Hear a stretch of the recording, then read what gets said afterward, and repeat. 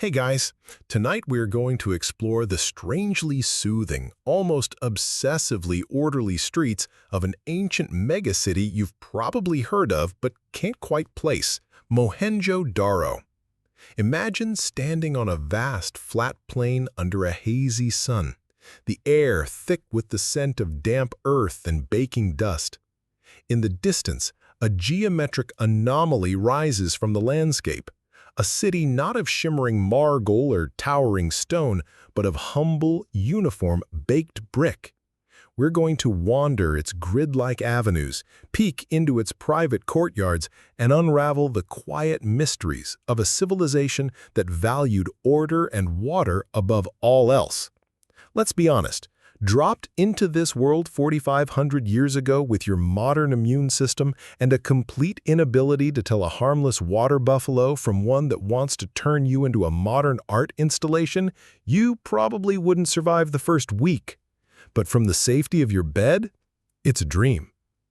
So, before you get comfortable, take a moment to like the video and subscribe, but only if you genuinely enjoy what I do here. I always love to see where you're all listening from, so feel free to post your city and the local time in the comments below. It's fascinating to see our little community of history sleepers stretch across the globe. Now, dim the lights, maybe turn on a fan for that soft background hum, and let's ease into tonight's journey together. The first thing you notice isn't the city, but the river. It's immense. A vast, brown, unhurried expanse of water moving with the kind of ancient, implacable force that carves continents. This is the Indus, or as its own people likely called it, the Sindhu, the very river that would eventually lend its name to a subcontinent. You're standing on its western bank, the mud squelching slightly under the thin soles of your sandals. The air is heavy, carrying the moisture of the plain and the smell of silt, wet reeds, and something faintly agricultural, like cut wheat drying in the sun. The heat is not a dry, crisp heat. It's a thick, humid blanket that presses down from a pale, washed-out sky. You can feel a trickle of sweat tracing a path down your spine. You've been traveling along this river for days, and the landscape has been a hypnotic, unchanging panorama of green and brown. Fields meticulously irrigated with a complex network of canals drawn from the great river stretch out in every direction. You see patches of barley and wheat, the lifeblood of this civilization, shimmering in the heat. This is the Indus Valley, a fertile crescent of its own, a contemporary of Old Kingdom Egypt and Sumerian Mesopotamia. While they were building pyramids and ziggurats, the people here were perfecting something entirely different: the planned city. And you're about to walk into their crowning achievement. At first, it's just a smudge on the horizon, a low, reddish-brown silhouette that you could mistake for a natural plateau. But as you draw closer, trudging along a path worn smoothed by the passage of countless feet and the wheels of solid wood ox carts, the smudge resolves itself. It's not a hill. It's a city. It's Mohenjo-Daro, the Mound of the Dead Men, a name given to it millennia after its last inhabitant had departed. Its real name is lost to us, swallowed by time, one of the quiet mysteries of this place. The city appears as two distinct mounds. To your left, the west, is a higher, smaller mound, more imposing and clearly artificial.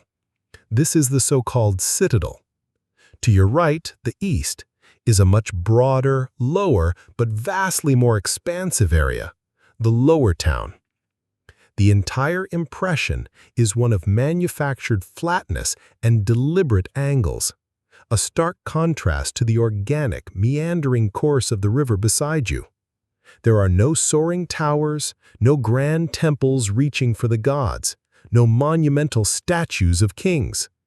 The grandeur of Mohenjo-Daro is in its scale and its obsessive, almost fanatical organization. As you get closer, you begin to appreciate the sheer volume of material required to build such a place. Bricks. Millions upon millions of them. They form everything you can see, all fired to a distinctive reddish hue, giving the entire city a warm, earthy tone under the relentless sun. The effort is staggering to consider. The felling of forests for firewood to heat the kilns, the digging of clay, the molding, the firing, the transportation. It speaks to a level of social organization that is as impressive as any pyramid. This was not the work of a single ruler's vanity project. It was a collective, sustained effort on a civilization-wide scale. You see no palaces, yet the city itself feels like a monument to civic pride. It's a strange, egalitarian sort of grandness. You've heard whispers about these people, merchants and farmers who created a culture of astonishing uniformity across a territory larger than ancient Egypt. And yet, for all their success, they vanished. Historians still argue whether it was a sudden shift in the climate that dried their fields, the Indus changing its course and abandoning them, or waves of newcomers that disrupted their peaceful order. For now, though, the city is very much alive. The low hum of its existence reaches you now, a distant, abstract noise of life that you can't yet parse into individual sounds, just the gentle thrum of 10,000 lives being lived in orderly fashion. You walk on, the path beneath your feet firming up, becoming more defined.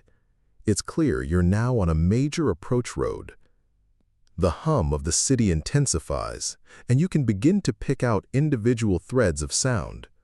The lowing of cattle, the sharp yelp of a dog, a rhythmic hammering sound, and the indistinct murmur of human voices speaking a language that tickles your ears with its unfamiliar cadences. The scale of the place begins to truly assert itself. The lower town, which looked like a flat expanse from a distance, now reveals its height. It's built upon a massive artificial platform of mud brick and earth, raising it several meters above the floodplain. This isn't just a city. It's a colossal piece of landscape architecture. Before you are the outer walls. They are not the crenellated stone battlements of a medieval European castle. There are no barrow slits, no menacing towers. Instead, what you see is a massive, thick, and brutally functional wall of baked brick, perhaps 4 or 5 meters high. It's weathered and worn, the top edges softened by centuries of sun and monsoon rains. But its purpose is unambiguous: to delineate, to protect, to control. The bricks, as you get closer, are impressively uniform, but the overall effect is organic, almost like a cliff face sculpted by meticulous, right-angled hands. You can see evidence of repairs, patches of slightly different colored bricks, a testament to the constant maintenance required to keep a city of mud and clay from dissolving back into the earth. You feel the deliberate engineered order in your bones. Every line is straight. Every corner seems to be a perfect 90-degree angle.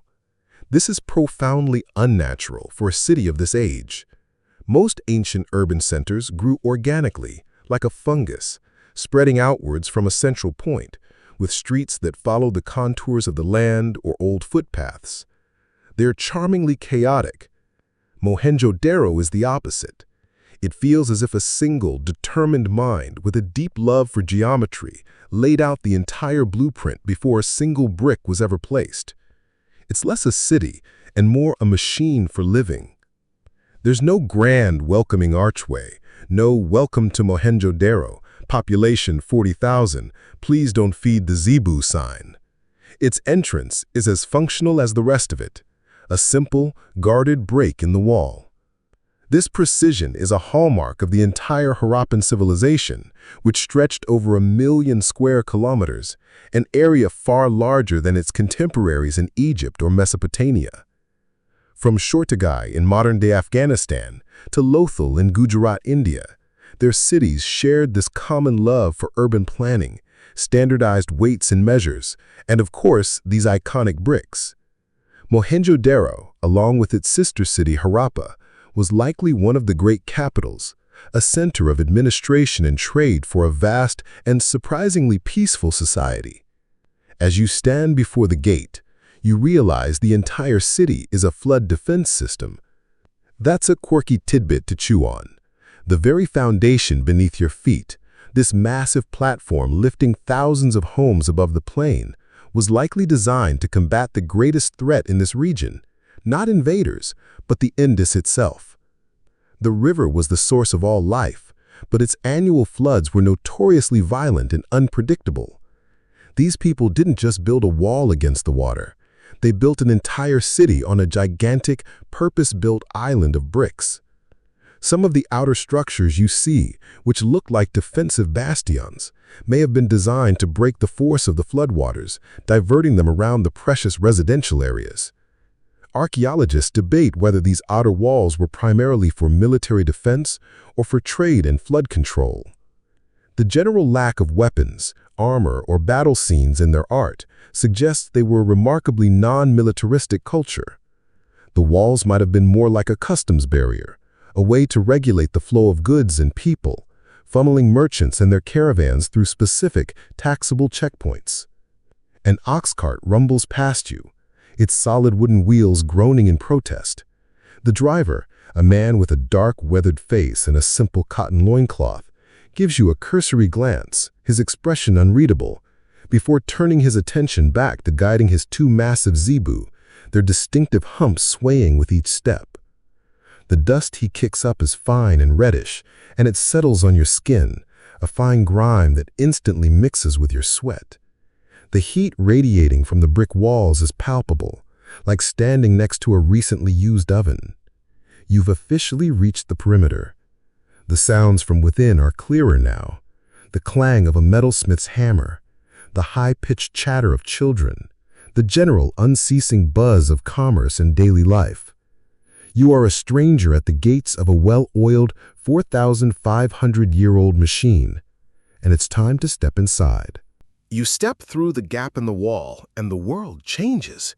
The open expanse of the floodplain is gone, replaced by the canyon-like confines of an urban street.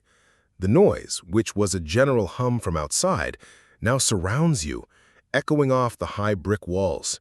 The air is more still, the scent of dust mingling with cooking smoke, livestock, and the faint but unmistakable odor of a dense population living in close quarters. You were standing on what archaeologists have prosaically named First Street, the city's main north-south thoroughfare. But it is anything but prosaic. It is an astonishing 10 meters wide enough for two ox carts to pass each other with room to spare. For an ancient city, this is the equivalent of a modern 8-lane superhighway. The street runs in a dead straight line as far as you can see in either direction, a perfect meridian bisecting this section of the city. It's not paved with stone slabs, but with hard-packed earth, worn smooth and dense by millennia of foot traffic. And running down the very center of this grand avenue is perhaps the most defining and revolutionary feature of Mohenjo-Daro, a covered drain. You can see the long, thin lines of specially made bricks that form the capstones. This isn't some open sewer ditch stinking in the sun. It's a subterranean channel, a key component of the most sophisticated civic sanitation system in the ancient world. You stop and peer at a small gap between two of the cover bricks. Below, in the gloom, you can see a channel about half a meter deep, lined with more perfectly fitted bricks. It's a marvel of engineering and civic foresight. As you begin to walk north along First Street, you notice smaller drains emerging from the houses on either side, feeding into the main channel. Every single house, from the largest courtyard mansion to the humblest two-room dwelling, appears to be connected to this city-wide network. The system is gravity-fed, with a gentle, almost imperceptible slope carrying wastewater away from the residential areas and out of the city. You see small, brick-lined sumps and sediment pits at regular intervals, designed to catch larger debris and make the system easier to clean. This implies a municipal workforce, a sanitation department, People whose job it was to go around, lift these heavy brick covers, and dredge the drains to keep the entire city flowing smoothly. It's a level of urban planning that wouldn't be seen again in many parts of the world for another 2,000 years. You look at the buildings lining this grand street. They are imposing in their own quiet way. Mostly 2 stories high, they present a uniform, almost blank facade to the public thoroughfare. There are no large windows facing the street on the ground floor, no welcoming porches or decorated entrances. It creates a sense of privacy and separation between the public life of the street and the private life within the homes. The doorways are narrow, plain, and functional. It's a stark contrast to a Roman city with its open-fronted shops and bustling forums. Here, the street is for transit, and life happens behind the walls. A mainstream historical fact that strikes you is the sheer scale and complexity of this water management. It wasn't just about waste. The same people who engineered these drains also mastered the supply of clean water, with over 700 public and private wells discovered in Mohenjo-Daro alone. Their understanding of hydroengineering was unparalleled for its time. Water was life, and they controlled it with a quiet genius that permeated every aspect of their city's design. This obsession with water is everywhere. You continue your walk, the high walls creating a channel of relative shade, a welcome reprieve from the direct sun. People pass you, moving with a purposefulness that suggests they are on their way to a specific destination.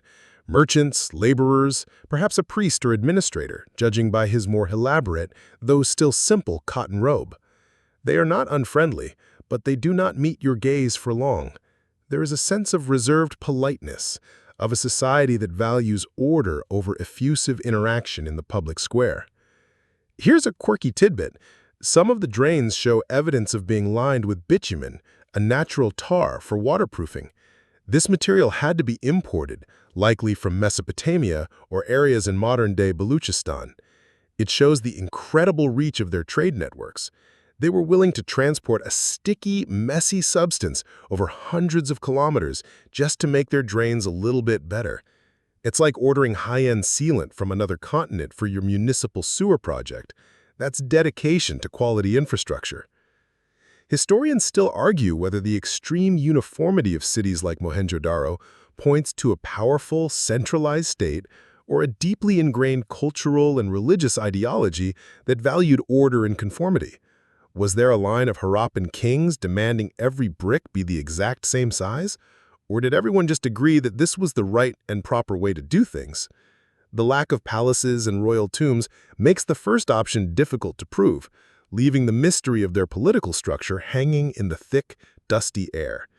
You look down First Street again, at its unwavering line, at the hidden, perfect drain beneath your feet, and it feels less like the edict of a king and more like the physical manifestation of a shared belief system, an entire culture's consensus on how to build a world. You pause your journey along the grand First Street to look more closely at the building material of this incredible city. You reach out and touch the wall of a nearby house. The brick is rough under your fingertips, sandy and solid. It's warm from the sun, a stored heat that seems to radiate the energy of the kilns that forged it thousands of years ago. These aren't just any bricks. They are the anchor of this entire civilization, the single unifying element that defined the Harappan world. The most striking fact, a cornerstone of Harappan archaeology, is their incredible standardization. Whether you were in Mohenjo-Daro on the Indus or at the port city of Lothal, hundreds of kilometers away on the coast of the Arabian Sea, the bricks were the same. They followed a precise ratio of 1 to 2 to 4, typically about 7 centimeters high, 14 centimeters wide, and 28 centimeters long. This consistency is staggering. Imagine every brick in the entire Roman Empire, from Britain to Syria, being exactly the same size. The Harappans achieved this level of standardization 1,000 years before the Romans even got started. It speaks to a shared system of measurement and a deep cultural agreement on the right way to build. You look around and see 2 types of bricks in use. The vast majority, used for all the major construction, the walls, the foundations, the drains, are the fire-baked bricks you're touching now.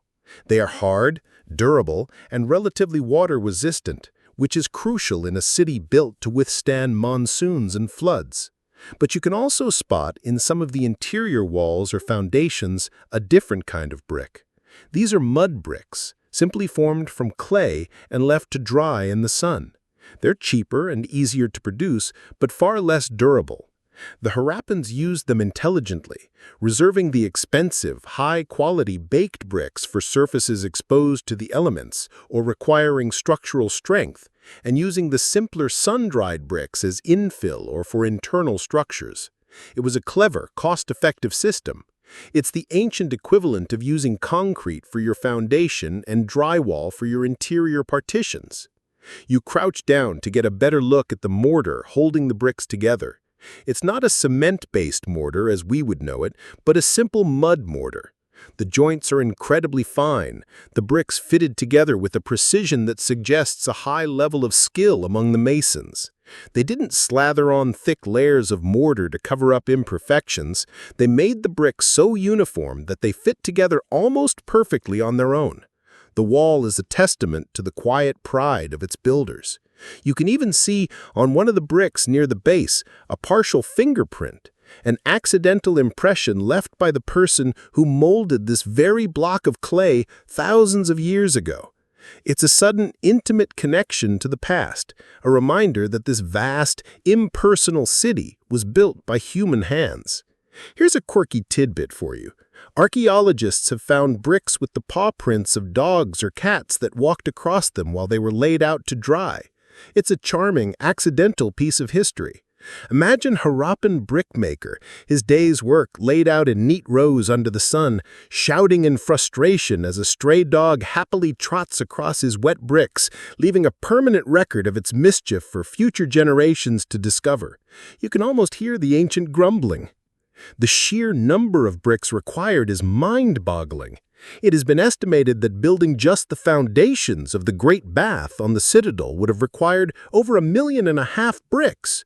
Extrapolate that to the entire city, with its hundreds of houses, workshops, walls, and drains, and the numbers become astronomical. This industrial-scale production had a significant environmental cost. The firing of so many bricks would have consumed vast quantities of firewood, leading to massive deforestation in the surrounding area. It's one of the theories for the civilization's decline. Did they literally burn through their resources to maintain their brick-built world? Historians still argue whether the environmental degradation caused by brickmaking and urban living was a primary factor in the Harappan collapse or just one of many contributing pressures. It's a sobering thought that their greatest strength, their mastery of brick, may have also contained the seeds of their undoing. You push yourself up, your knees cracking a little. The dust from the street has settled on your clothes. As you stand here, surrounded by these silent reddish-brown walls, you realize the bricks are more than just a building material. They're a symbol of the Harappan ethos: order, uniformity, and immense coordinated effort. They chose the humble brick, not monumental stone, as their medium. There is no grand art carved into these walls, no hieroglyphs proclaiming the deeds of mighty kings. The buildings don't shout, they whisper. And their message, repeated 1 million times in every single structure, is one of collective identity and shared purpose. This city isn't the vision of a single person. It is the product of a shared idea, an idea built, quite literally, one perfectly proportioned brick at a time. The rhythm of the bricks is the rhythm of the city itself, steady, repetitive, and deeply, deeply orderly. You decide to leave the wide public artery of First Street and explore the more intimate spaces of the city. You turn right into a much narrower lane that runs east-west, perpendicular to the main street. The transition is immediate and profound. The sense of open, civic space vanishes, and you are enveloped in the quiet, residential character of a neighborhood. The lane is perhaps only 2 meters wide, a space where the high brick walls of the houses on either side feel much closer, almost leaning in. The sun, which was high over First Street, is now blocked, casting this smaller lane into deep shadow. The air is cooler here, and sounds are more distinct, more immediate. You can hear the soft cooing of pigeons from a rooftop, the clatter of a clay pot from inside a nearby house, and the low hum of conversation from an unseen courtyard. You are now truly inside the grid. The city is laid out in a series of large, rectangular blocks, each defined by the major north-south and east-west avenues. These large blocks are then subdivided by this network of smaller, narrower lanes, creating a nested, fractal-like pattern of organization. It's brilliantly logical. The main avenues are for heavy traffic, commerce, and grand processions, while these smaller lanes are for local access, keeping the noisy, bustling public life separate from the domestic sphere.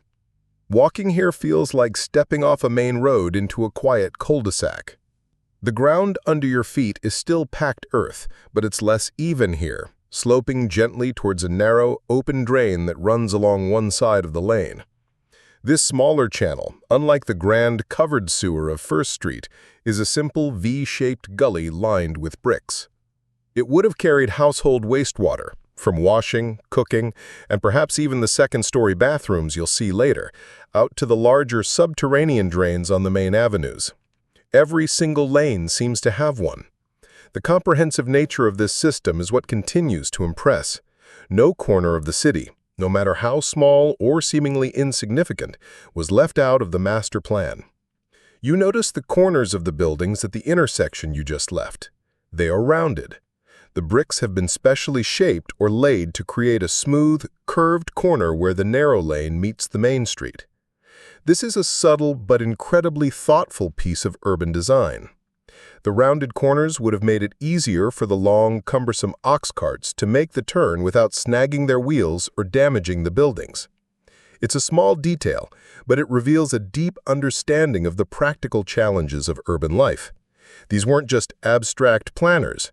These were people who knew exactly how a cart handled and designed their city accordingly. This practical, problem-solving mindset is a key fact of Harappan urbanism. It was designed for living, not just for looking impressive. As you wander deeper into this residential block, you feel a sense of pleasant monotony. The houses, as on the main street, present blank facades. There is a sameness to them that is both calming and slightly eerie. It's difficult to tell a wealthy merchant's house from a more modest artisan's dwelling from the outside. This external egalitarianism is a defining feature of Mohenjo-Daro and has led to much speculation.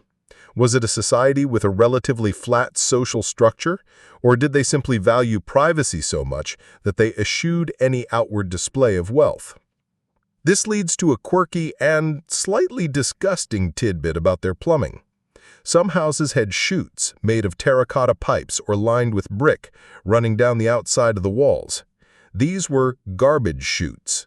Residents could drop their household waste from the second floor directly into a small collection bin at street level, which would then be emptied by municipal workers.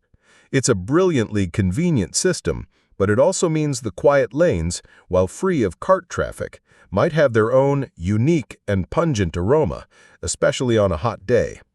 Imagine walking down this shadowed lane and hearing a sudden whoosh and clatter as someone upstairs disposes of their dinner scraps. You pass a doorway and hear a sudden burst of laughter from within. It's a startlingly human sound in this silent brick landscape. It reminds you that these aren't just structures, they were homes, filled with the noise and mess and warmth of families. The blank walls are a screen, deliberately separating the chaotic personal lives within from the orderly public world of the street.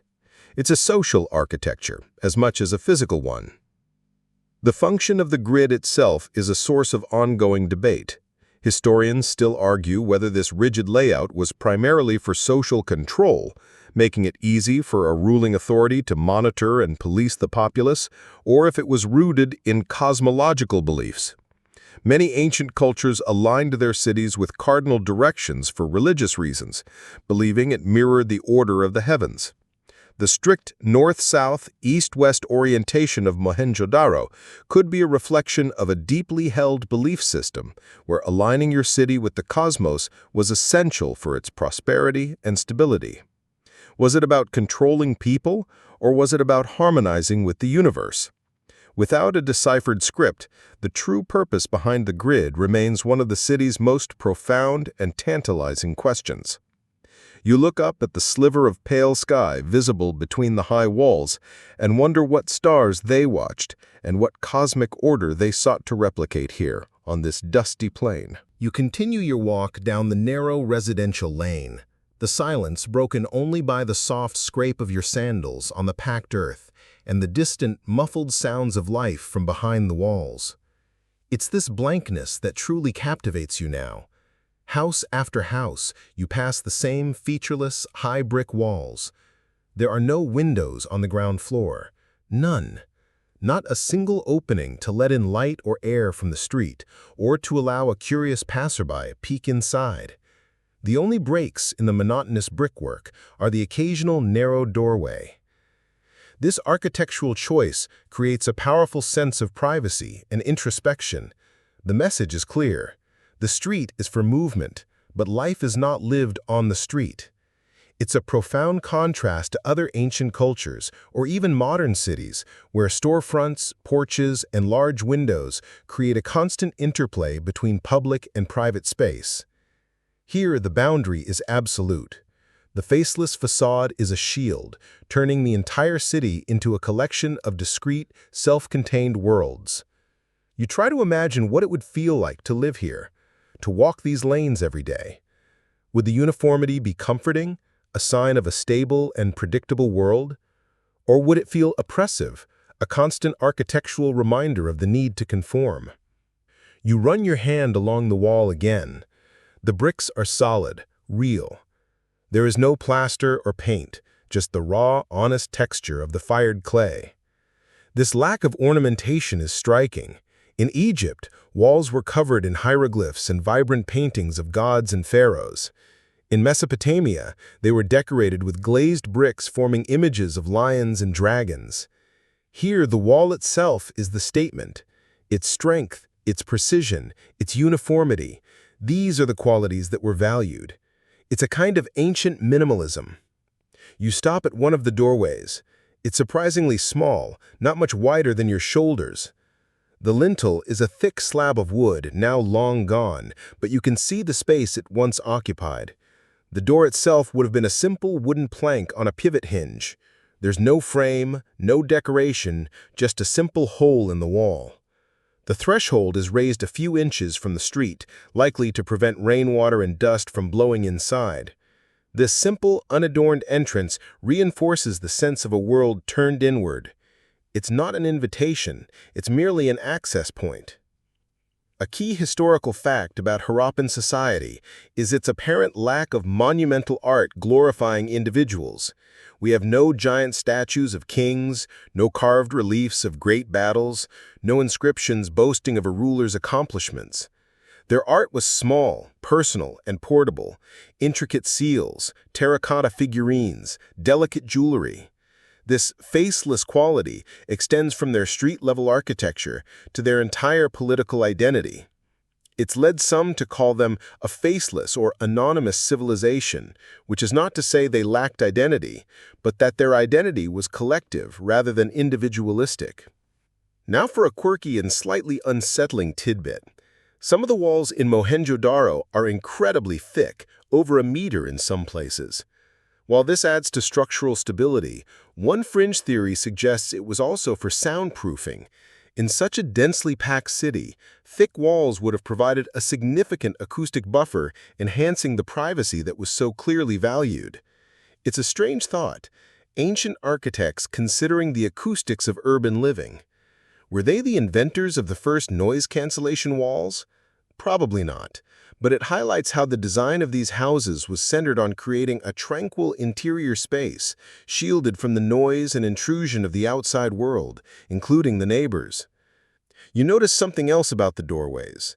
They are not placed in the center of the walls, but are often offset to one side. And as you peer into the dark opening of one unoccupied house, you can see that the doorway doesn't lead into a wide open room. Instead, it opens into a small vestibule with another wall directly in front of you, forcing you to make a sharp turn to enter the main part of the house. This is called a bent axis or indirect entrance. Its purpose is clear. Even if the front door were wide open, a person on the street would not be able to see into the central courtyard or the main living areas of the home. It is the final layer of architectural privacy, a simple but brilliant design that protects the inner sanctum from public view. This obsession with privacy versus the communal nature of the city's infrastructure is a central paradox.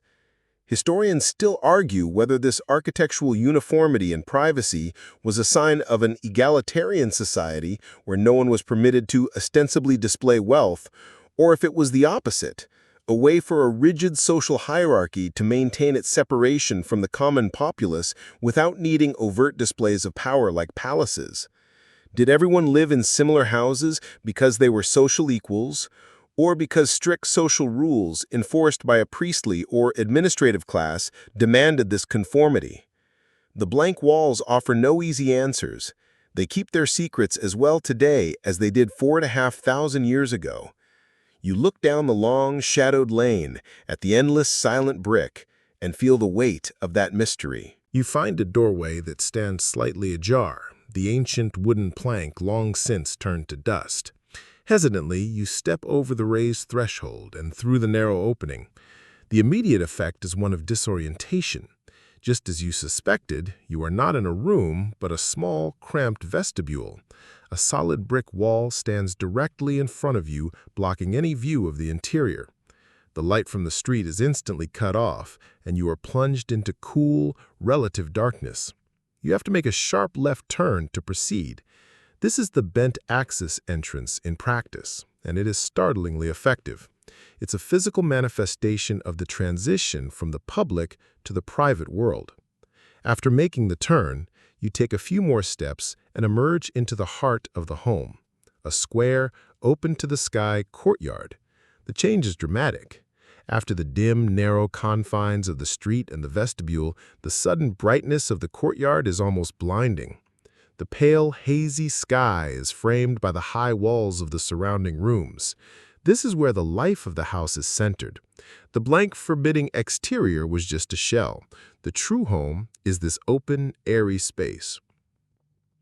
The courtyard floor is paved with the same baked bricks as the street, laid in a simple but neat pattern. In the center, you can see a small, circular depression, perhaps where a large water pot once stood, collecting the precious rainwater that fell into this open space.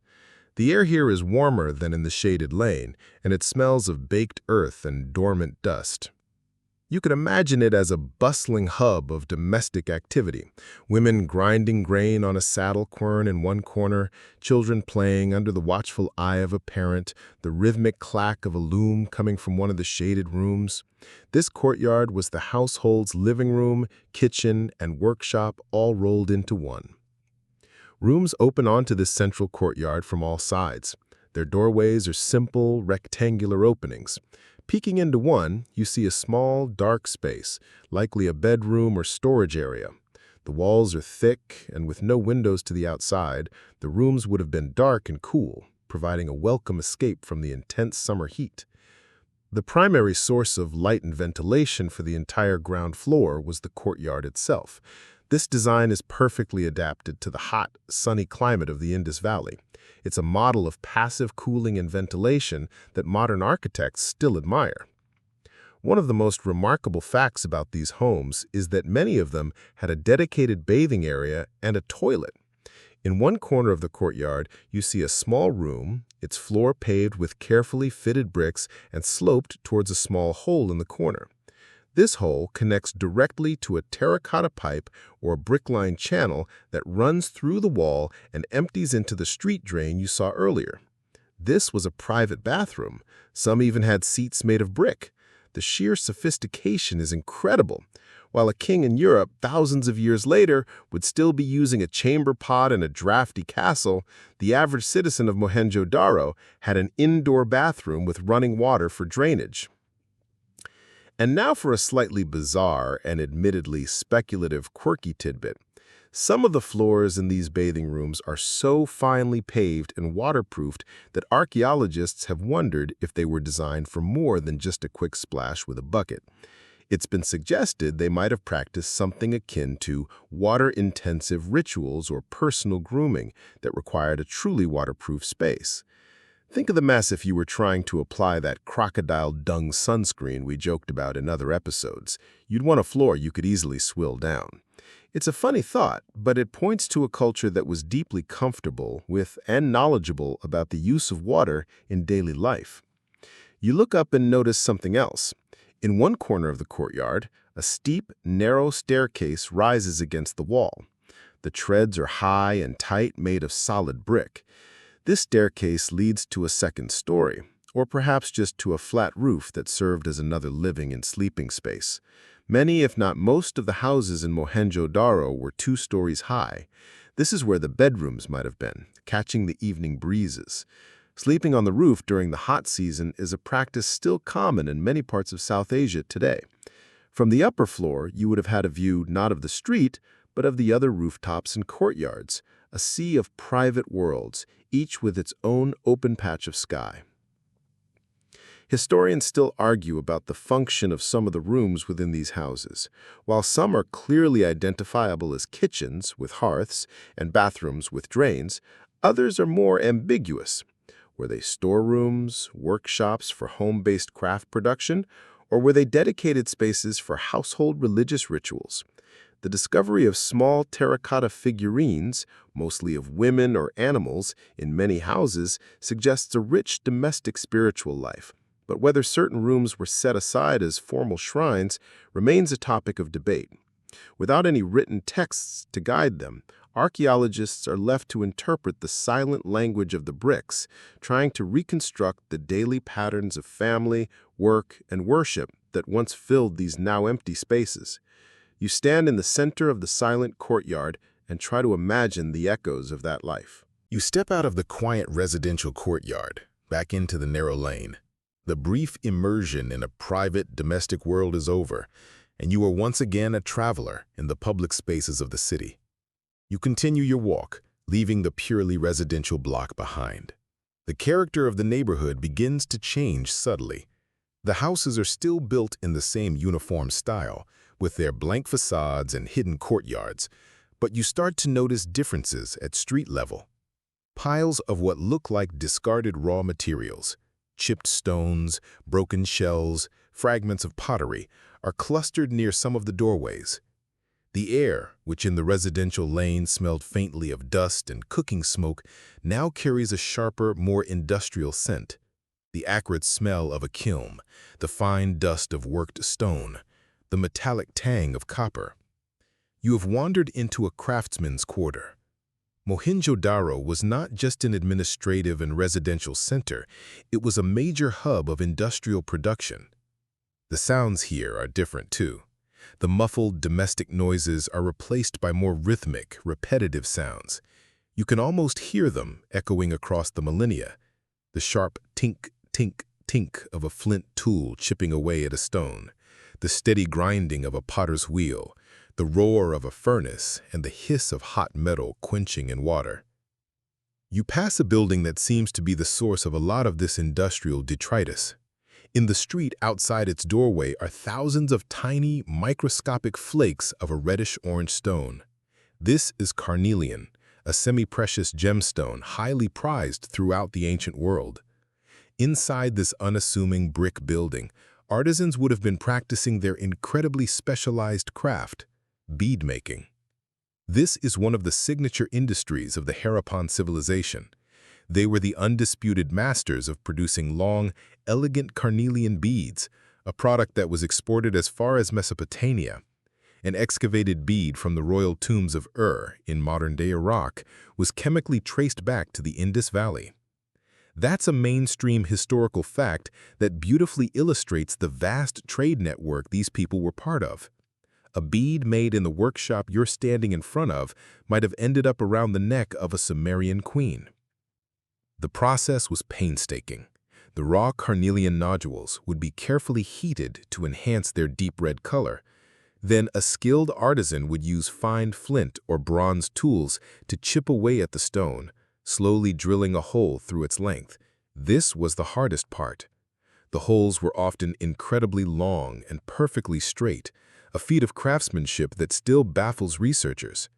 You imagined an artisan sitting in a courtyard, patiently turning a tiny bronze drill bit for hours, even days, just to bore a single bead. Further down the lane, you pass another workshop. This one is for pottery. You see stacks of broken pots or sherds piled up against the wall. These aren't just accidental breakages. They're likely rejects from the firing process. The pottery of the Indus Valley is distinctive. It's typically wheel-thrown, very well made, and decorated with black painted designs on a red slip. The most common motifs are geometric patterns, intersecting circles, fish scale designs, checkerboards, and stylized images of plants and animals, especially the peepal tree and the peacock. The same love of order and pattern you see in the city grid is reflected in miniature on their pottery. Here's a quirky tidbit.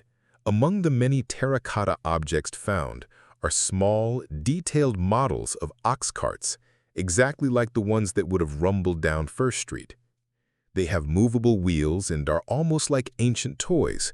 But were they toys for children, or were they votive offerings, placed in a household shrine to ask for a blessing on a merchant's journey? It's a charming ambiguity. You can picture a child pulling a miniature zebu cart through the dust of a courtyard, or a merchant placing one carefully in a niche before setting out on a long and dangerous trade expedition. You also pass the workshop of a shell worker. The evidence is a pile of discarded seashells, the raw material for making bangles, ladles, and intricate inlay pieces.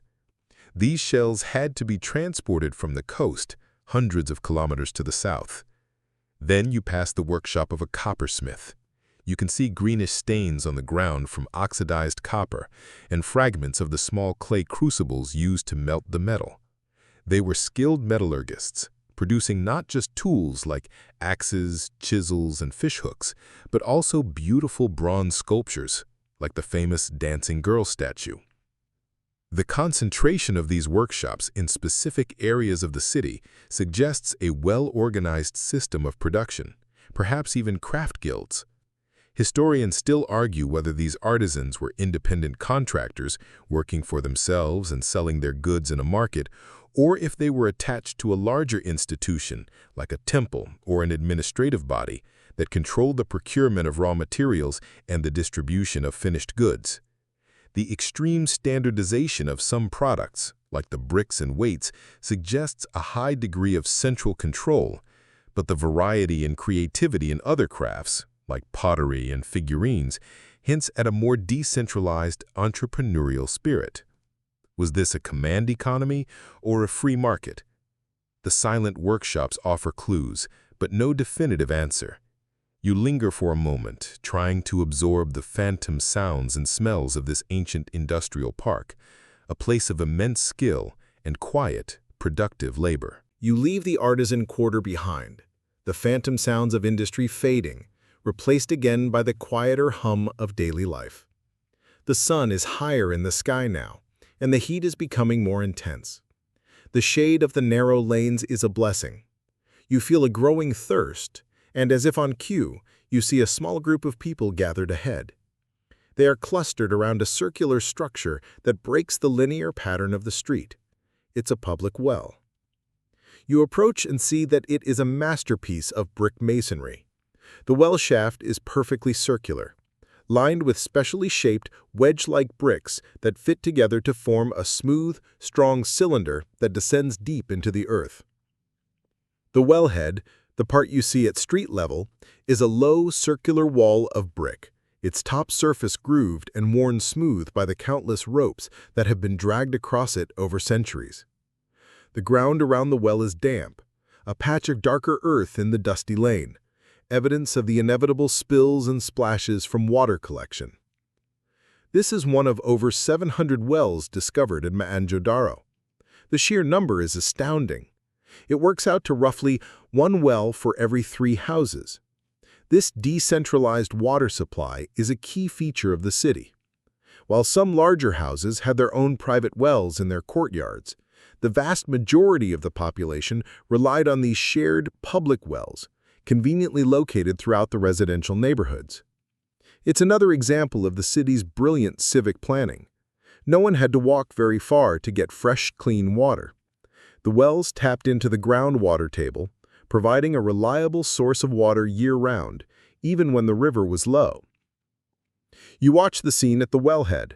A woman is lowering a clay pot into the darkness of the shaft on a coarse rope made of jute or some other plant fiber. You hear the distant splash as the pot hits the water, then the rhythmic creak of the rope and the gurgling sound as the pot fills. With a practiced motion, she hauls it back up, her muscles straining slightly with the weight. The pot that emerges is dark and dripping, cool condensation instantly forming on its sides. She expertly swings it up onto her hip, balances it there, and after a brief nodded exchange with another woman waiting her turn, she walks away, leaving a trail of small, quickly evaporating drips on the hot bricks. The well is a social hub. It's a place where neighbors would meet, exchange news and gossip, and engage in the small daily interactions that weave a community together. While the houses were designed for privacy, the public wells were designed for community. It's here that the quiet, reserved nature of the street might have given way to more animated conversation. You can imagine the chatter, the laughter, the sharing of concerns, a vital, informal network of communication, all centered on the essential, life-sustaining task of fetching water. A famous and historically significant find, the bronze dancing girl statue, was actually discovered in a house near one of these wells, a tiny artistic treasure lost or discarded in the hub of a neighborhood. Now for a quirky tidbit about these wells. The rope marks grooved into the wellheads are so distinctive and numerous that some archaeologists have used them to estimate the intensity of use and the population of a given neighborhood. By analyzing the depth and angle of the grooves, they can make educated guesses about how many people were drawing water, from which direction, over how many years. It's a fascinating piece of archaeological forensics, reading the story of a neighborhood in the scratches on the stones. It's like analyzing the wear on a public staircase to figure out how many people used it. You step closer to the wellhead yourself and peer over the edge. The shaft descends into a cool, silent darkness. The air rising from it is damp and smells of earth and stone. Far below, you can see a shimmering circle of light, the water's surface reflecting the patch of sky directly above. The depth is dizzying. These well diggers were incredibly skilled and brave. Digging a deep, narrow shaft through unstable soil without modern shoring is dangerous work. They had to line it with bricks as they went, a complex and hazardous process. The ownership and maintenance of these wells is another open question. Historians still argue whether the wells were considered public property, maintained by a central civic authority, the same people who cleaned the drains, or if they were the collective property of the surrounding block of houses, maintained by a neighborhood association of sorts. Was there a well committee for this block that organized repairs? Or did a municipal water department handle everything? This question strikes at the heart of how Harappan society was governed. Was it a top-down state, a collection of self-governing communities, or something in between? The silent, efficient well offers no clear answer, but its very existence speaks to a society that understood the importance of cooperation and shared resources. A young boy, no older than 10, shoves a pot into your hands and gestures impatiently towards the well, chattering at you in a language you don't understand. He clearly thinks you're daydreaming and have lost your place in the queue. You smile, shake your head, and hand the pot back to him, stepping away from the wellhead to let him get on with his chore. The simple, timeless act of fetching water continues, a steady pulse in the life of the city. Your thirst now more pronounced, you decide it's time to visit the other major feature of Mohenjo-Daro, the one that loomed over the lower town when you first approached, the Citadel. You find your way back to one of the main avenues and head west towards the higher ground. The transition is not just in elevation, but in atmosphere. You leave the densely packed residential and commercial blocks behind, and the space begins to open up. You come to the base of the western mound and see the way up. A wide, imposing staircase, or perhaps more accurately, a ramp combined with grand stairs leading to the top. The climb is steep. The steps are high, built for processions, not for casual strolling. As you ascend, the vast expanse of the lower town unfolds below and behind you. From this rising perspective, the grid-like pattern becomes stunningly clear. You can see the neat, rectangular blocks, the straight lines of the main streets, and the countless uniform rooftops punctuated by the dark squares of their open-air courtyards. It looks like a circuit board, a complex and beautifully rational design stretching out to the horizon, shimmering in the heat haze. The sheer scale and order of it are more impressive from up here than they ever were from within the maze. You reach the top of the ramp and step onto the surface of the citadel. It's a large, artificially raised platform, covering a smaller area than the lower town, but commanding the landscape. The air feels different up here. A slight breeze offers a welcome relief from the still, trapped heat of the lanes below. The sounds of the city are more distant, a muted, generic hum. This was a place set apart, both physically and, most likely, functionally. It was not for living, it was for ruling, for ceremony, for the grand public and religious life of the city. The structures here are different. They are more monumental, more spaced out. There is a sense of deliberate public architecture. While there are no buildings that can be definitively identified as palaces, the buildings here are clearly not domestic houses. They are large, complex structures with thick walls and specific, non-residential functions. This is where the public face of the Harappan polity, whatever it was, would have been on display. You walk across the flat, open ground of the citadel, your eyes drawn to the various building foundations. One of the most significant facts about the citadel is that it contains the city's most iconic and enigmatic structures, the Great Bath, the so-called granary, and a building tentatively identified as an assembly hall or college of priests. This concentration of major public works confirms its status as the city's administrative and ritual heart. You head towards the most famous of these structures. Even from a distance, it is impressive. You pass through what was once a large courtyard and then into a smaller, more focused precinct. And there it is, the Great Bath. It's not great in the sense of a Roman bathhouse, which could hold thousands of people. It's great in the perfection of its construction. You are looking at a sunken, rectangular tank roughly 12 meters long, 7 meters wide, and about 2.4 meters deep. It is built entirely of the familiar baked bricks fitted together with breathtaking precision. A quirky and frankly amazing tidbit about the Great Bath is its waterproofing. The builders laid the brick tank, then applied a thick layer of natural bitumen, that imported tar you remember from the drains, as a sealant, not just on the floor, but all the way up the sides. To protect this waterproof layer, they then added another inner wall of brick. It was a triple-layered waterproof sandwich of brick, tar, and brick. The result was a tank so perfectly sealed that it likely lost very little water. It's a testament to their incredible engineering skill and the importance they placed on this structure. It had to be perfect. 2 wide staircases with low treads descend into the tank from the north and south ends. At the base of each staircase is a small ledge or platform. The floor of the tank slopes gently towards a corner outlet, which allowed it to be drained for cleaning. The water itself was likely supplied by a large well located in one of the adjacent rooms.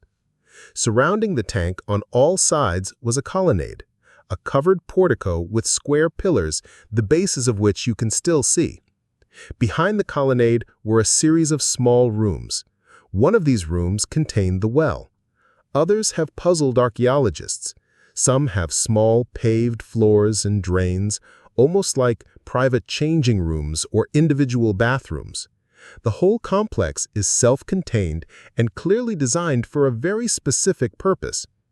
Historians still argue vociferously over that purpose.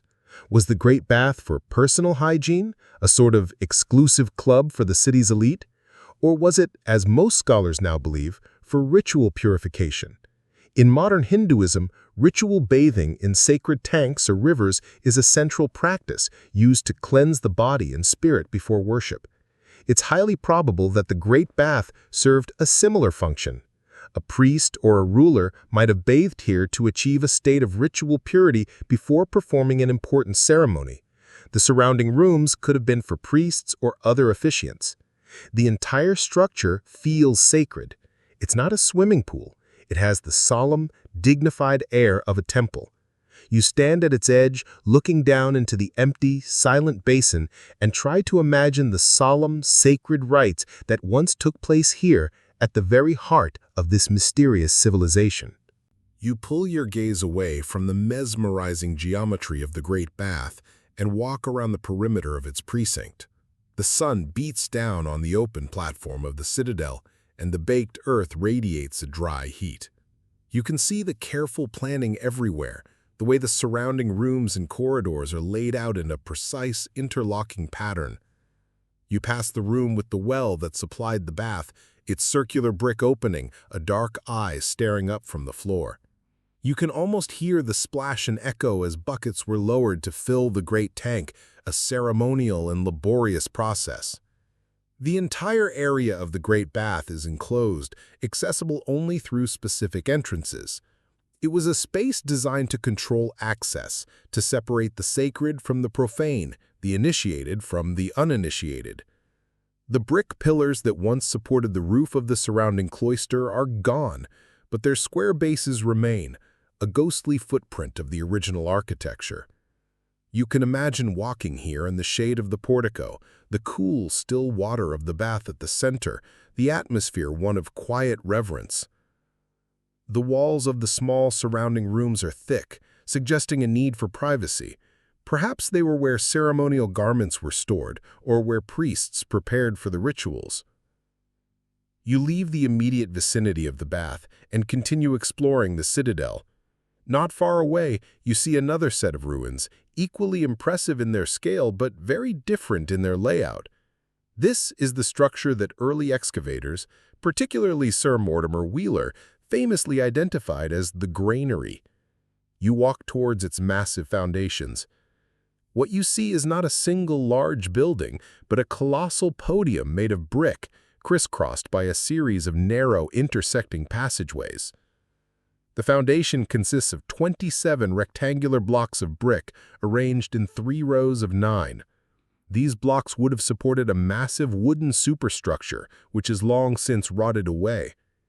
The mainstream historical interpretation, for many years, was that this was a state granary. The theory went that the passages in the foundation were air ducts, designed to allow air to circulate beneath a vast wooden floor, keeping the stored grain dry and preventing it from rotting. This made a lot of sense. A civilization of this size and complexity would have needed a way to store surplus grain, both as a buffer against famine and as a form of state wealth to be collected as taxes and redistributed to pay laborers, artisans, and administrators. It fit the model of a centralized, bureaucratic state, similar to those in Egypt and Mesopotamia. You walk along one of the narrow corridors that form the air ducts of the foundation. The brickwork is, as always, impeccable. The scale is immense. The total foundation measures about 45 by 45 meters. The building that stood on top of it would have been the largest structure on the citadel, dominating the skyline. You try to imagine it. A huge, windowless wooden warehouse, its giant doors perhaps guarded by city officials, holding the collective wealth of the region in the form of wheat and barley. However, the granary label is now a subject of intense scholarly debate. More recent analysis has cast serious doubt on this interpretation. For one thing, no actual grain has been found here. While that's not conclusive evidence, it could have been cleared out or burned down. It's a notable absence. Furthermore, the air ducts show no soot or evidence of fire, which some argue might have happened if the granary had burned down. The whole structure is also located on the citadel, a high-value, high-security area, which seems logical for a treasury. But here's the quirky tidbit that really throws a wrench in the works. The construction is very similar to another granary found at Harappa, the other great capital city of the civilization. But at Harappa, similar foundations have been found in the lower town as well, associated with what appear to be workers' platforms for threshing grain. So were these buildings for storage or something else entirely? Some archaeologists now argue that the massive foundation on the citadel at Mohenjo-Daro wasn't for a granary at all, but was the base for a grand palace or an administrative hall, built of wood. The air ducts might simply have been the substructure, the load-bearing foundation needed to support a huge and heavy building on a platform made of earth and mud brick. So historians still argue, was this a giant storehouse for grain, the economic heart of a centralized state? Or was it the foundation for a great hall or palace, the political heart of the city, which, being made of wood, has completely vanished from the archaeological record? The name granary has stuck, but its true purpose is a genuine mystery. If it was a palace, it's the only evidence we have for a potential royal residence, and it changes how we view Harappan society. If it was a granary, it reinforces the idea of a highly organized, bureaucratic state. You stand on the massive brick podium, looking out over the silent ruins. To your left, the spiritual heart of the city, the Great Bath. In front of you, this enigmatic foundation, which could be the economic or political heart. The two largest structures, side by side, one dedicated to the purity of water, the other to, well, that's the question. You feel the breeze on the high citadel platform and realize how much of this civilization is a magnificent, well-built question mark. The very purpose of its grandest buildings remains tantalizingly out of reach, lost in the decay of the wood that once stood here, leaving only the indestructible brick foundations behind. Leaving the great, mysterious foundation of the granary, you meander across the citadel's open expanse. The sun is beginning its slow descent towards the west, and the shadows of the ruined walls are stretching, growing longer. The reddish bricks seem to glow with a softer, warmer light in the late afternoon. Your journey has taken you from the river plain, through the orderly streets and private homes, and up to this ceremonial high ground. You've seen the macro scale of the urban grid and the micro scale of a bathroom drain. Now you turn your mind to the smallest, most intricate, and perhaps most fascinating artifact of this civilization, their seals. You find a spot to sit on a low, ruined wall, the brick still warm from the day's sun. You close your eyes and imagine holding one in the palm of your hand. It's a small, square object, usually no more than a couple of centimeters across, carved from a soft, easily worked stone called steatite. After being carved, it was fired in a kiln, which hardened the stone and gave it a whitish, glazed surface. The craftsmanship is exquisite. On this tiny canvas, a Harappan artist has carved a miniature masterpiece. The most common image on these seals is an animal, rendered with incredible realism and vitality. The most famous and powerful of these is the unicorn, a creature that looks like a bull seen in perfect profile, with a single, long, gracefully curved horn seeming to emerge from its head. This unicorn figure appears on more than half of all the seals ever found. It's often depicted with a mysterious object in front of it, something that looks like a standard or a ritual brazier. This iconic image is a central fact of Harappan art. The unicorn seal is as emblematic of this culture as the scarab beetle is of Egypt. You imagine a merchant, perhaps one who lived in the house with the neat courtyard you visited earlier. He's preparing a shipment of goods, pottery, carnelian beads, cotton textiles, to be sent up the river. The goods are packed into clay jars or wrapped in jute cloth. He takes a lump of wet clay and presses it over the knot of the rope securing the package.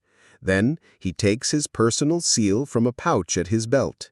He presses it firmly into the clay. When he removes it, he leaves a perfect raised impression, his unicorn, and above it a short line of elegant pictograph-like symbols. This is his signature, his mark of ownership, his guarantee of quality. Any tampering with the package would break the clay seal, and everyone who saw it along its journey would know who it came from. These seals were the linchpin of a complex economy based on long-distance trade.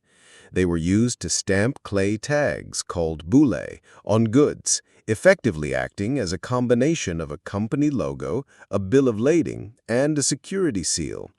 Their discovery in Mesopotamia is concrete proof of the trade links between these two great civilizations.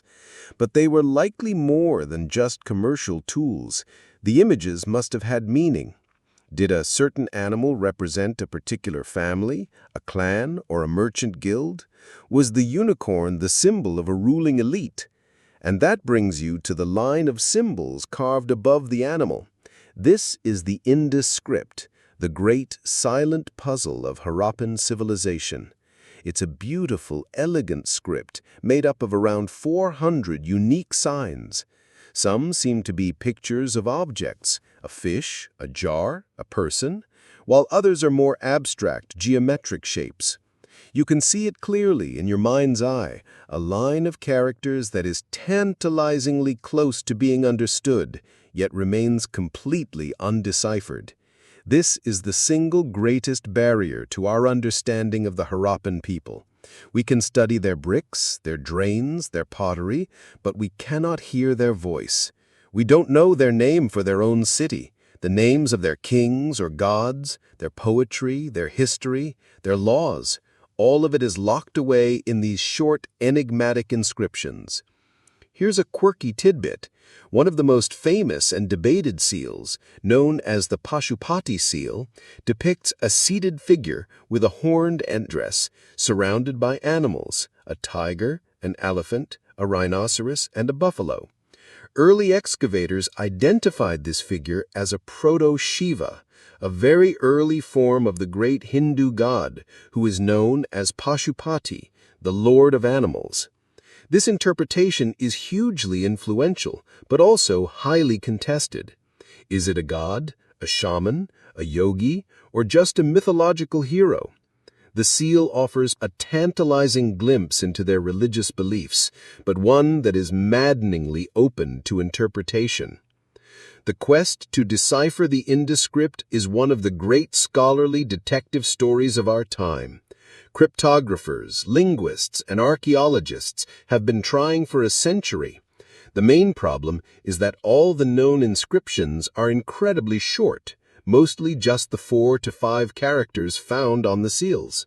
There are no long texts, no Rosetta Stone with a parallel translation in a known language.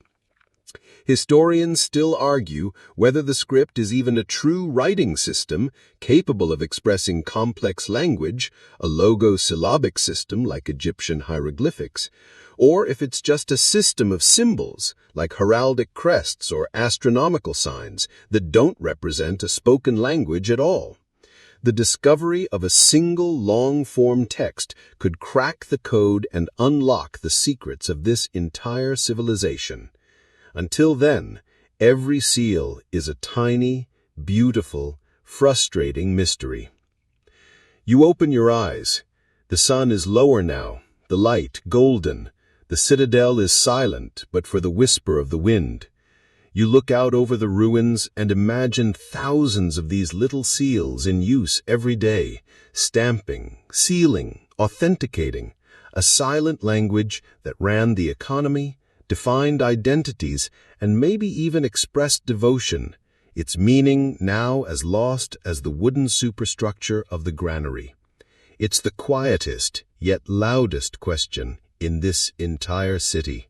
As the afternoon light deepens, turning the red bricks to a soft, burnished gold, you decide to descend from the citadel and make one last walk through the lower town. You take a different route down, a steeper, more direct set of stairs, and find yourself once again enveloped by the close-set walls of the residential and commercial districts. The shadows are long and stark now, striping the lanes with dramatic bars of light and dark.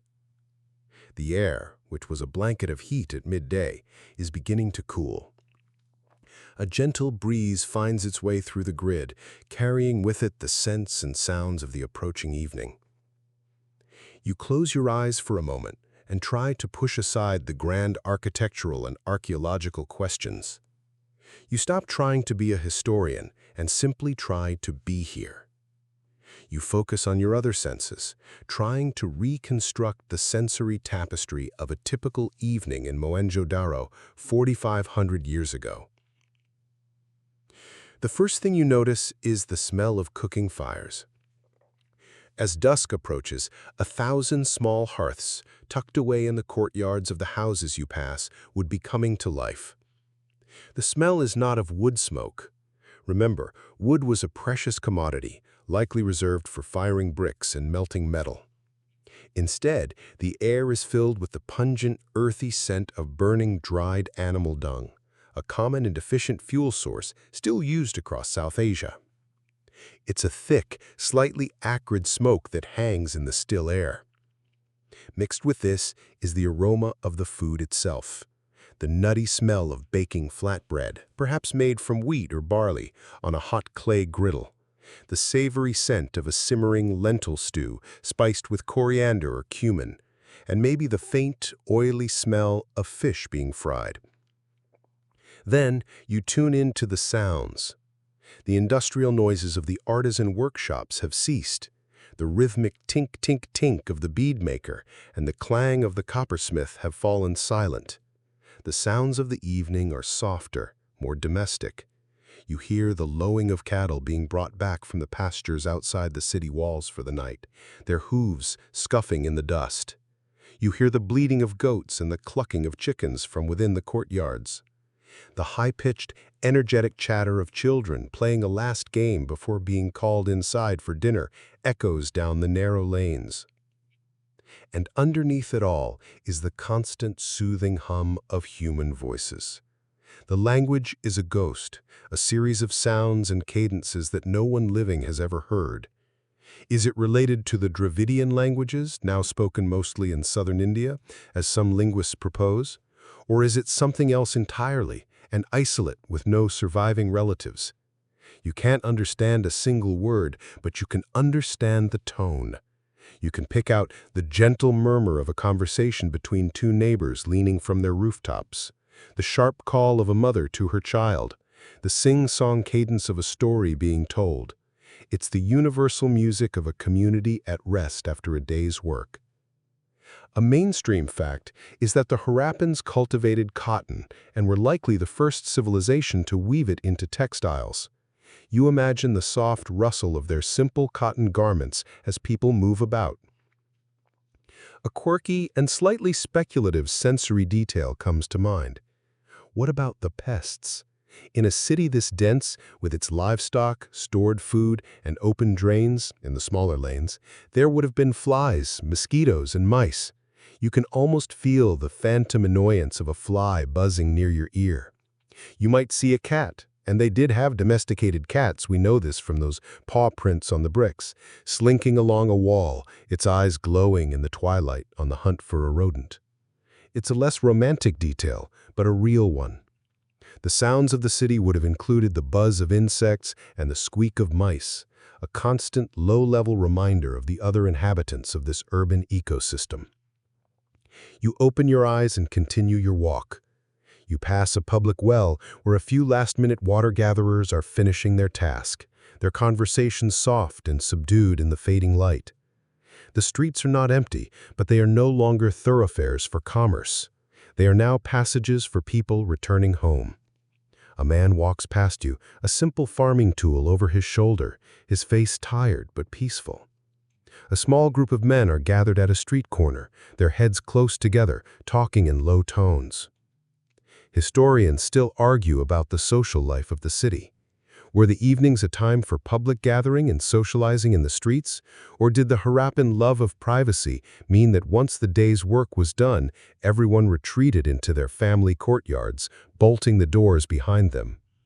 The architecture suggests the latter. The streets might have emptied out quite quickly as dusk fell, the city turning into a honeycomb of 1,000 private, firelit worlds.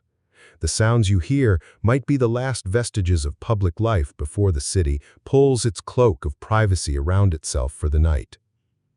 The light is failing fast now. The sky above the narrow lane has turned a deep, bruised purple. The first stars are beginning to appear. The air is soft and cool on your skin. The sensory details combine to create a powerful feeling of peace and timelessness. The smell of bread, the sound of cattle, the murmur of voices. These are the eternal sights and sounds of settled human life. For a moment, the 4,500 years that separate you from this world seem to melt away. You are just a traveler walking through a city at dusk as it prepares for the night.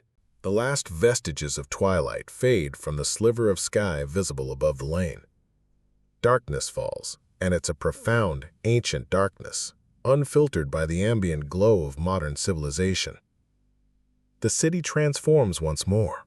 The sharp geometric lines of the brickwork soften and blur, the high walls becoming monolithic curtains of shadow.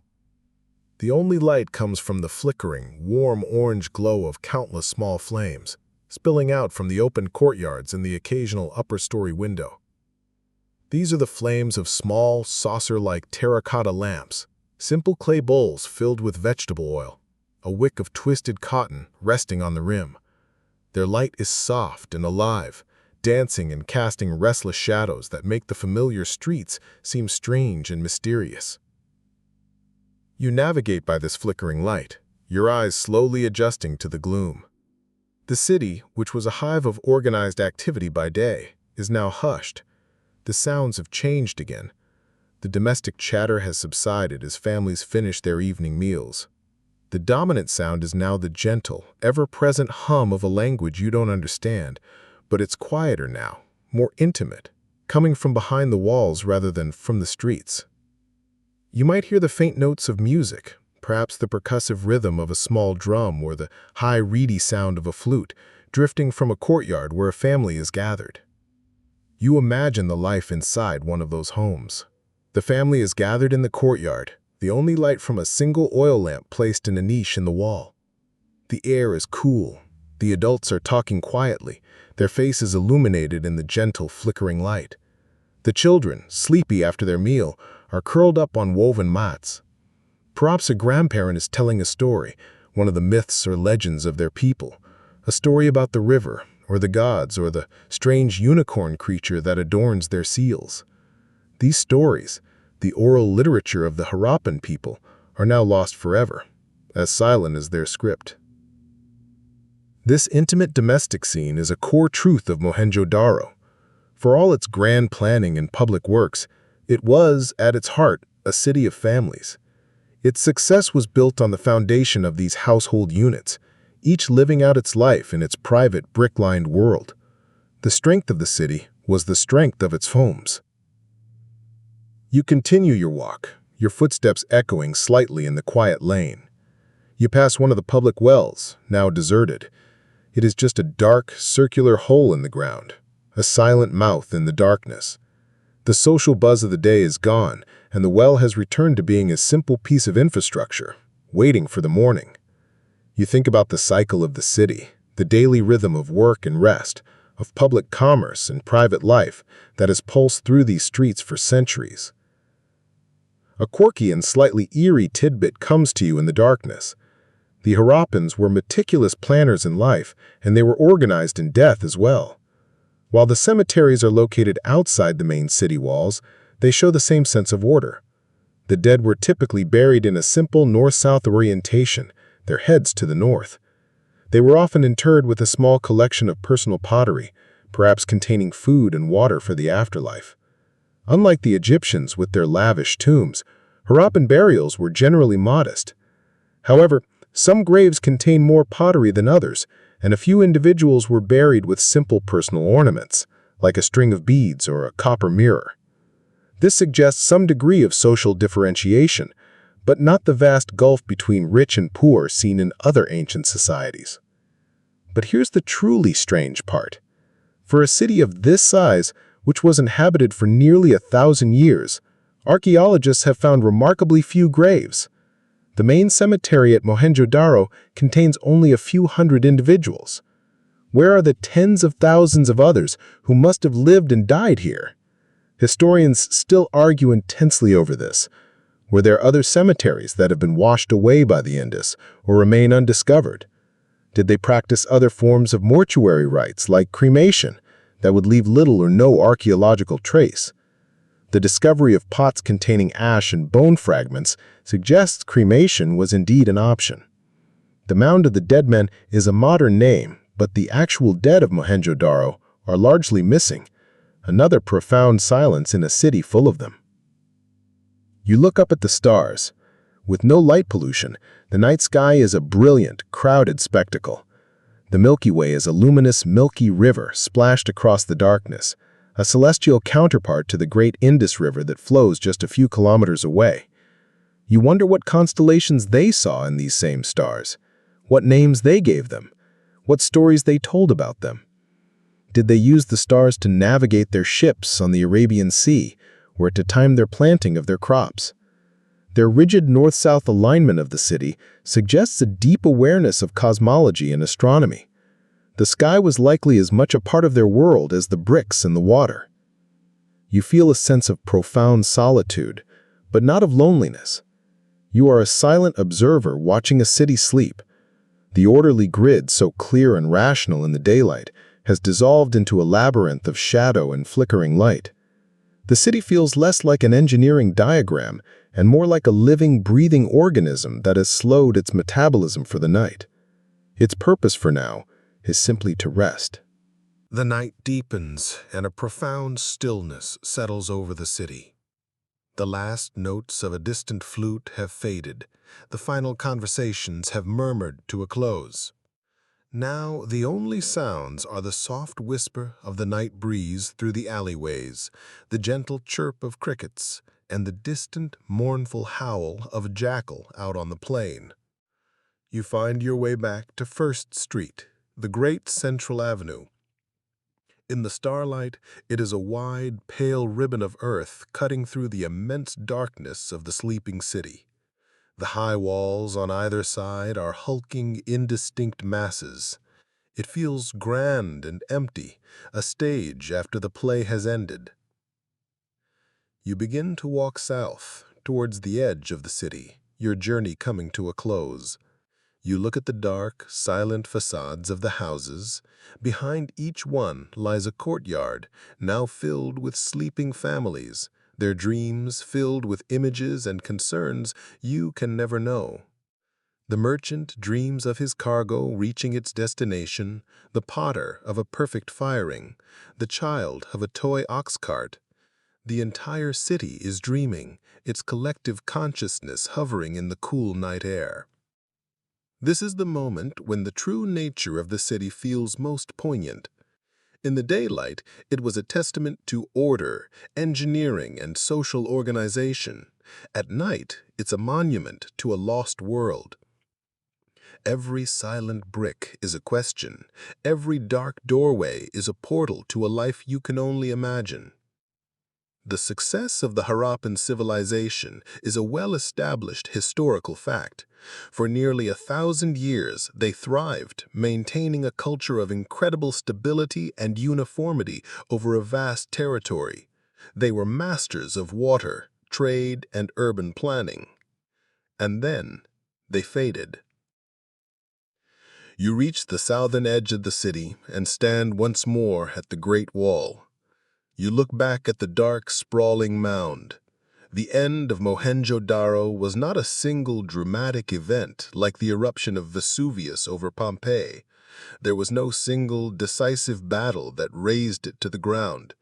The decline was a slow, drawn-out process that took place over several centuries, beginning around 1900 BCE.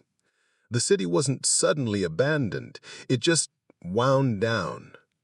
You imagine the final generations to live here. The great drains, once meticulously cleaned, begin to clog with silt. The houses, once perfectly maintained, fall into disrepair. The wide streets accumulate garbage.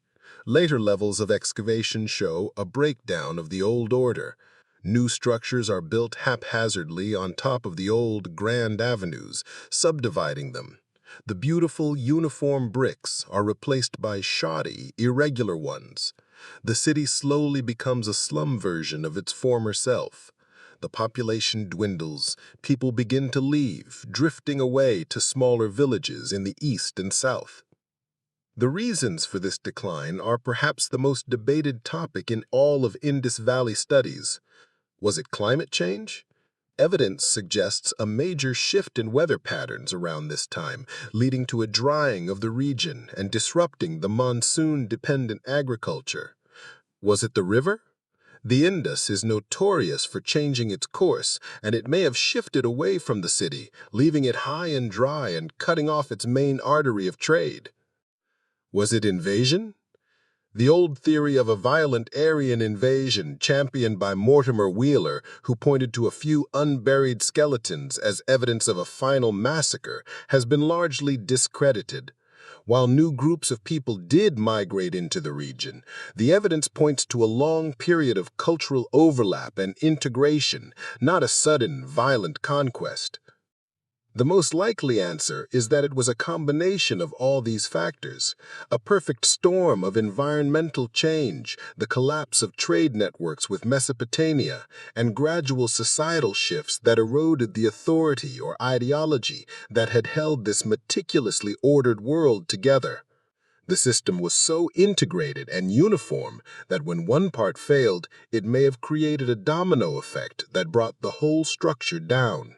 The city's greatest strength, its uniformity and interdependence, became its greatest vulnerability. You turn away from the city and look out over the dark plain. The air is cool and smells of dust and the faint, damp scent of the distant river. You see the faint outline of the path you first arrived on, glowing pale in the starlight. Your visit is over. You have walked the streets of a ghost, a city that achieved a kind of quiet perfection and then simply slipped away into silence, leaving behind its magnificent brick skeleton as a 4,500-year-old puzzle. The mound of the dead is not a place of violent death, but of a slow, quiet ending. A civilization whose name we don't know, whose language we can't read, whose rulers we can't identify, simply laid down its tools and walked away. You take one last look at the dark silhouette of the citadel against the star-dusted sky. The city is returning to the earth from which it was made. The wind whispers over the silent rooftops, carrying with it the dust of millennia. It's time to leave. The steady, rhythmic pace of your imaginary walk now begins to slow, your journey through the ancient streets of Mohenjo-Daro drawing to its inevitable, peaceful close. You can feel the weight of your own comfortable bed, a gentle gravity pulling you down into a state of deep and profound rest. The images of the city, once so sharp and clear, the perfect bricks, the deep wells, the mysterious seals, now begin to soften at the edges, blurring into the peaceful darkness behind your eyelids. The faint, imagined sounds of the sleeping city, the whisper of the wind, the soft chirp of a cricket fade into the gentle real-world hum of a fan or the quiet stillness of your own room. The ghost of Mohenjo-Daro has shown you its orderly secrets, and now it recedes back into the mists of time, its purpose served. There is nothing more you need to do, nothing more to analyze or understand. Your mind, having been gently occupied by these ancient, quiet mysteries, is now free to let go completely. Let the silence of those forgotten courtyards and the darkness of those unlit lanes merge with your own growing sense of peace.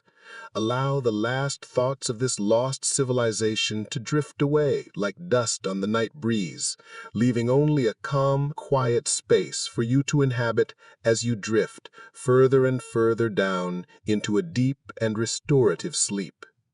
The orderly streets have led you to a place of perfect tranquility. There is only rest now.